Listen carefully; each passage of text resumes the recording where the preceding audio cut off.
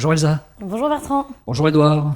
Bonjour Bertrand. Vous n'auriez pas par hasard créé une start-up à décollage vertical avec épicerie, parce qu'on a le sentiment que c'est allé très très vite pour vous. Ça allait assez vite parce qu'effectivement on s'est lancé en décembre.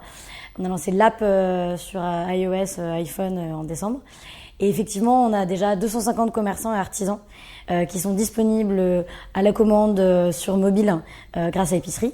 Vous pouvez directement faire vos courses chez les bouchers, les fromagers, les poissonniers, tous les commerçants et artisans qu'on adore. La force du concept, c'est à la fois d'apporter des produits de qualité avec la praticité du numérique. Et là, finalement, on arrive avec une équation qui n'était pas résolue jusqu'à présent. Donc en résumé, c'est la réponse Frenchy à Amazon, qui propose la même chose en supermarché, livré en 1 heure dans les grandes villes.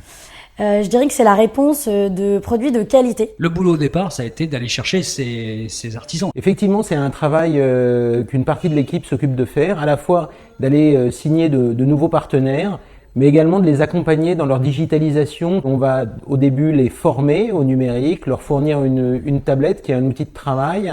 On va leur apprendre à mettre en valeur leur savoir-faire, les produits exceptionnels qu'ils ont dans leur boutique. Et puis, on va, leur apprendre le concept de merchandising, familier de la distribution dans leur ensemble, mais qu'eux ne savaient pas faire sur Internet. Je pense qu'effectivement, les clients sont aujourd'hui, que ce soit dans la nourriture ou dans d'autres secteurs, à la recherche de services qui passent par la livraison, qui passent par la commande sur mobile.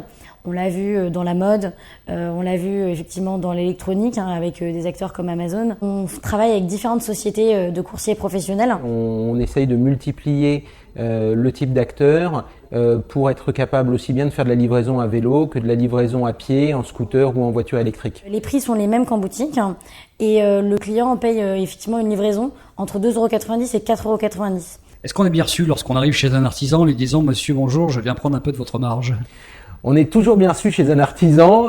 Quand on lui parle de la marge, c'est toujours un moment de discussion assez intense. Ce sont des commerçants après tout. Mais je dirais que assez rapidement, les partenaires avec qui on travaille comprennent à la fois les raisons de cette commission qu'on prend sur leur vente, qui leur permettent d'apporter un service qu'ils n'ont pas les moyens de financer par ailleurs. Derrière, ça leur permet de toucher plus de consommateurs et d'étendre leur zone de chalandise. Je pense que ce qui a convaincu les investisseurs, c'est notre business model qui est très agile, puisqu'en fait, on n'a pas de stock, on n'a pas de camions. On vient vraiment digitaliser une offre qui est déjà présente finalement en ville et sur laquelle on vient créer de nouvelles opportunités de vente.